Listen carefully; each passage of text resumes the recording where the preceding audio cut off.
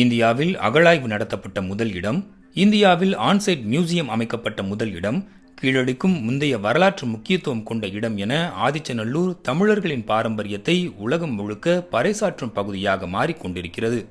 ஆனால் ஈமக்காடாக கருதப்படும் இந்த இடத்தில் தொல்லியல் பொக்கிஷங்கள் புதைந்து கிடந்தது எப்படி? ஏன் கீழடிக்கும் நிகரான முக்கியத்துவம் ஆதிச்சநல்லூருக்கு அளிக்கப்பட்டு வருகிறது? இந்த காணொளியில் சற்று விளக்கமாக பார்க்கலாம். ஆதிச்சநல்லூர் அந்த பேர்ல பாத்தீங்கன்னா ஆதி அப்படின்றது ஸ்டார்ட் ஆகுது. அதுவே இண்டிகேட் பண்ணது அது வந்து ரொம்ப பழமையான ஒரு இடம் அப்படின்னு சொல்லிட்டு. இந்த ஆதிச்சநல்லூர் அப்படின்றது காலகாலமா வரலாற்று ஆய்வாளர்கள் ஒரு சரித்திர முக்கியத்துவமான இடம் அப்படின்னு சொல்லிட்டு இருக்காங்க. ஆதிச்சநல்லூர் 1876ஆம் ஆண்டு ஜெர்மன் நாட்டைச் சேர்ந்த முனைவர் ஜாகோர் என்பவரால் ஆய்வுக்கு உள்ளாக்கப்பட்டது. அதுதான் இந்தியாவில் தொடங்கப்பட்ட முதல் அகழாய்வும் கூட. எனவே இந்திய அகழாய்வு வரலாற்றில் ஆதிச்சநல்லூருக்கு எப்போதும் தனி மரியாதை உண்டு.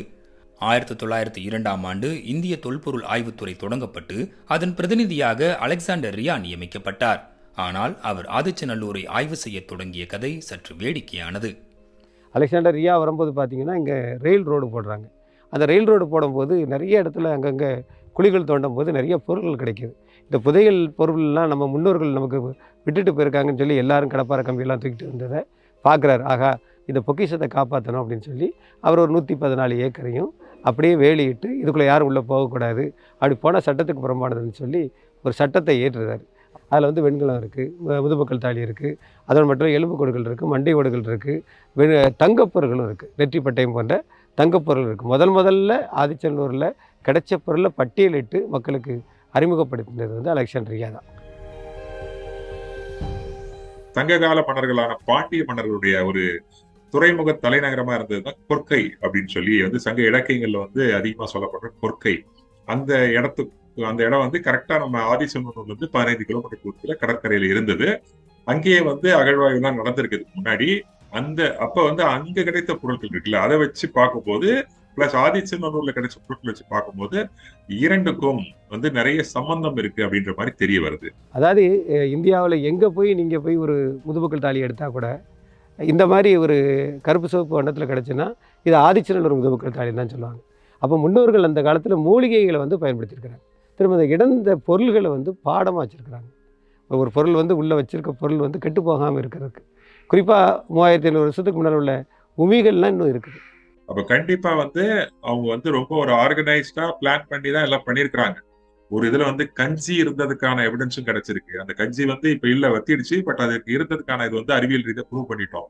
சோ அப்ப அவங்க மறுஜென்மத்துல நம்பிக்கை வச்சு என்னெல்லாம் அவங்க அன்றாட வாழ்க்கையில பயன்படுத்தினாங்களோ அது எல்லாத்தையும் அவங்க கூட வச்சு புதைச்சிருக்கிறாங்க. பண்டைய காலத்தில் இறப்பு என்பது முக்கிய பங்காக மனிதர்களின் எல்லா நாகரிகத்திலும் இருந்துள்ளது. வேறு வேறு காரணங்களுக்காக இறந்தவர்கள் பலவிதமாக அடக்கம் செய்யப்பட்டுள்ளனர். அதில் ஆதிச்சநல்லூரில் கண்டெடுக்கப்பட்ட பெரும் பகுதி 2ஆம் நிலை அடக்கம்தான்.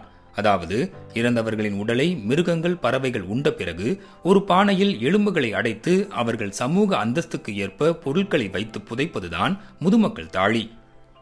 இப்படி பல்வேறு வயதினரின் முதுமக்கள் தாழி ஆதிச்சநல்லூரில் கண்டெடுக்கப்பட்டுள்ளது.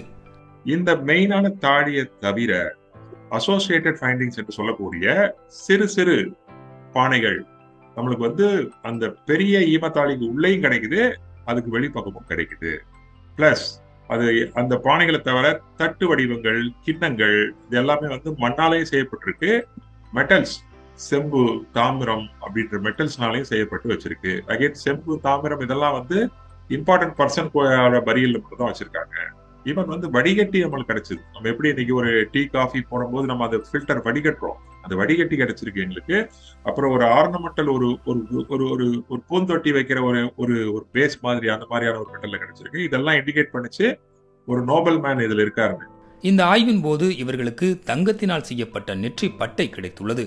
இது நிச்சயம் மிக முக்கிய நபரின் தாழி என்றும் ஆய்வாளர்கள் கருதுகின்றனர்.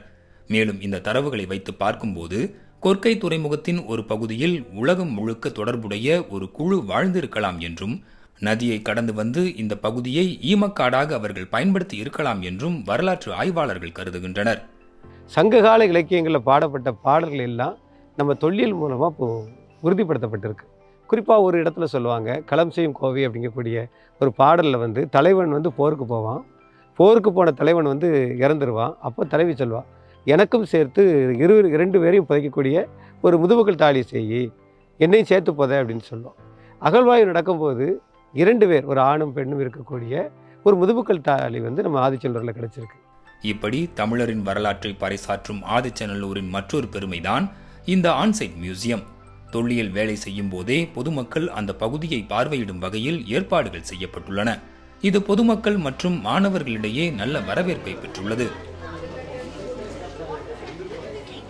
இந்த இடம் வந்து முதுமக்கள் தாழிகள் இருக்கிற இடம்.